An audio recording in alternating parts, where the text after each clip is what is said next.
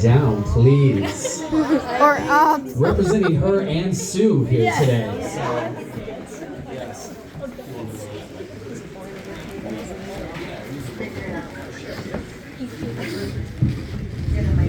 Yeah. I'm pretty sure. Yeah. You got it.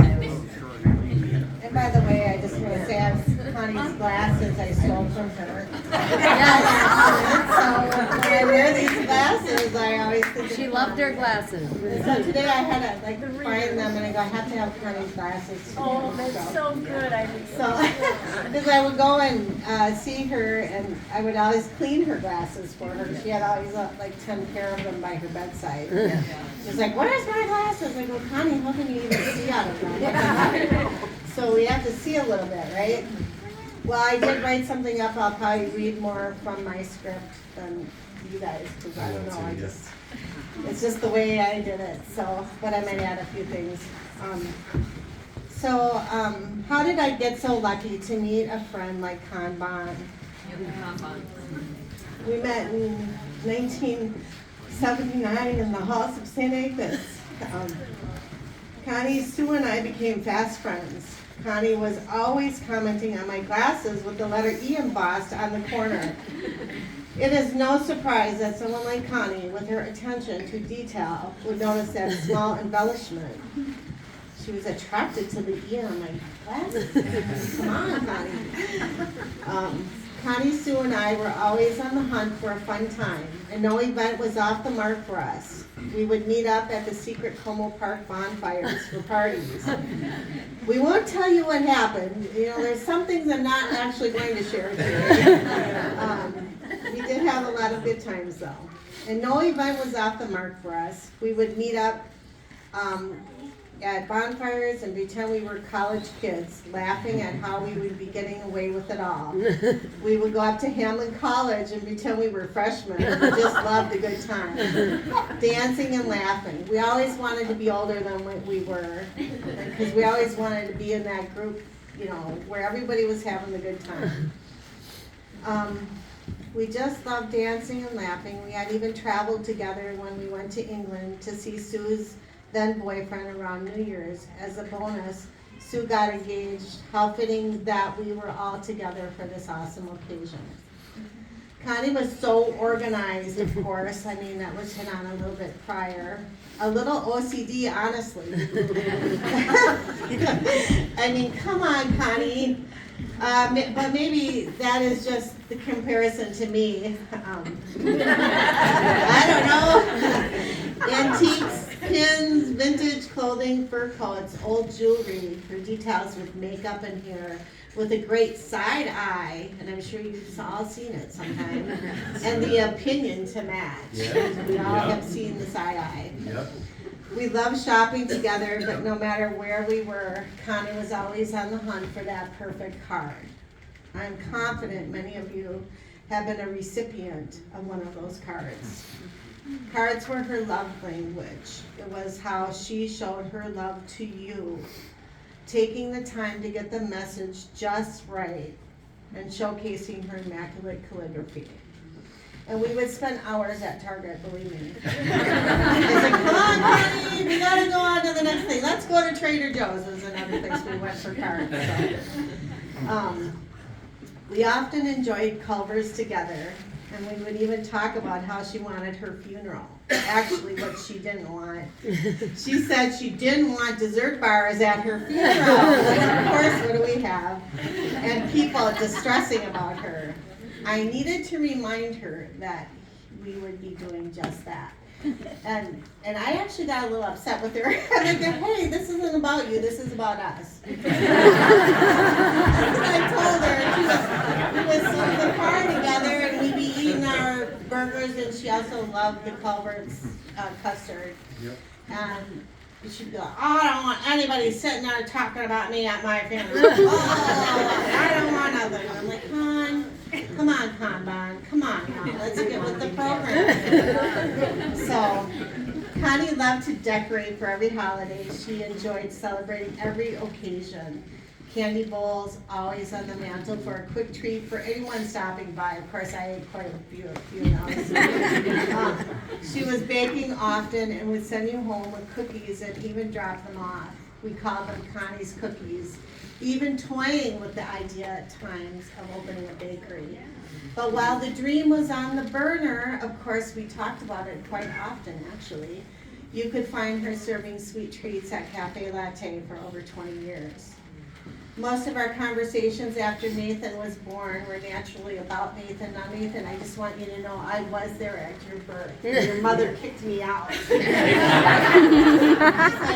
had my rolling pin and my hot pack.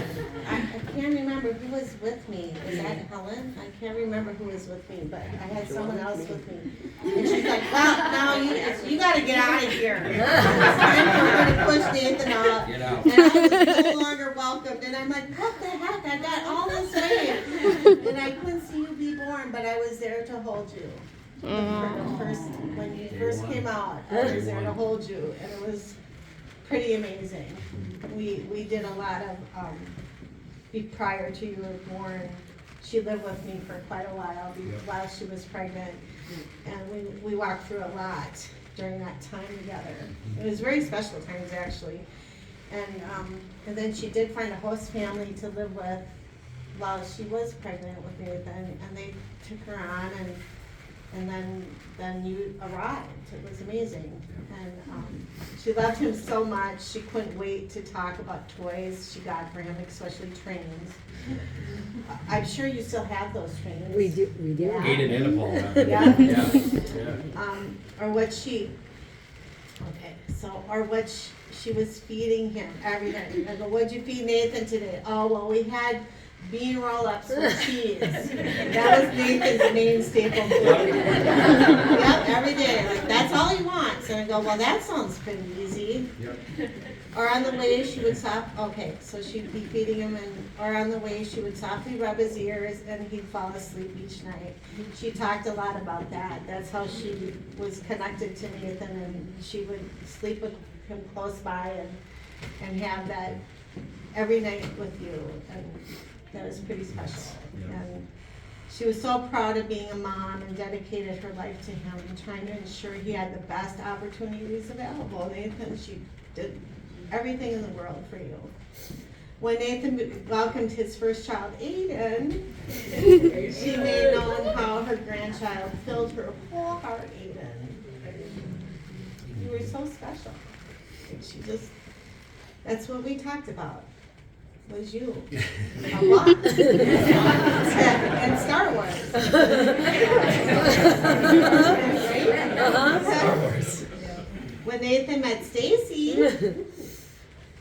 the love of his life, Connie was happy that no matter what happened to her, she didn't need to worry about him anymore.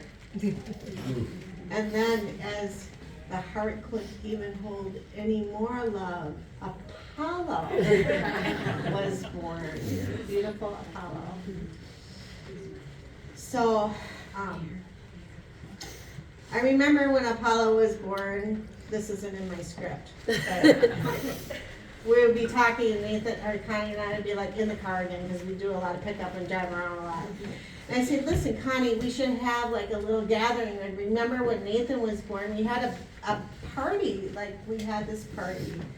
And I said, we need to do that again. And so when Apollo was born, we got the opportunity to actually have the whole family to our house and to have a party for Apollo and welcome him. And it was amazing to have everybody there. And so I just remember that.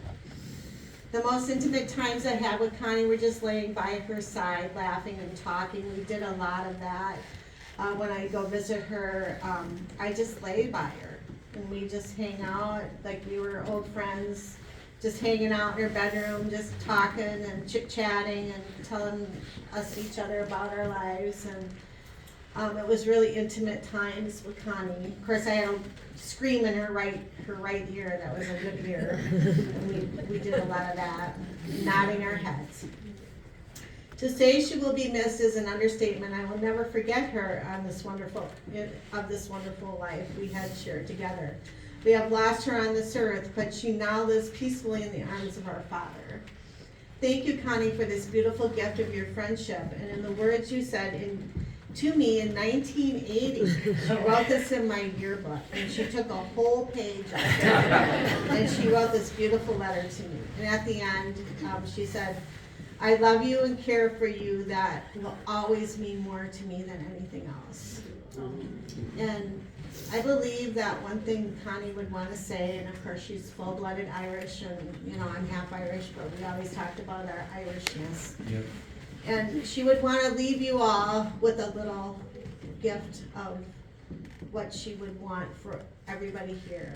And I think it would be a prayer, an Irish prayer. And may the road rise to meet you, and may the wind be always on your back, and for each of you. And may the sun shine warmly upon your face, and rains fall soft upon your fields. And until we meet again, may God hold you in the palm of his hands. And I believe Connie would want that for all of us here today. So that just hit me in the heart to write that.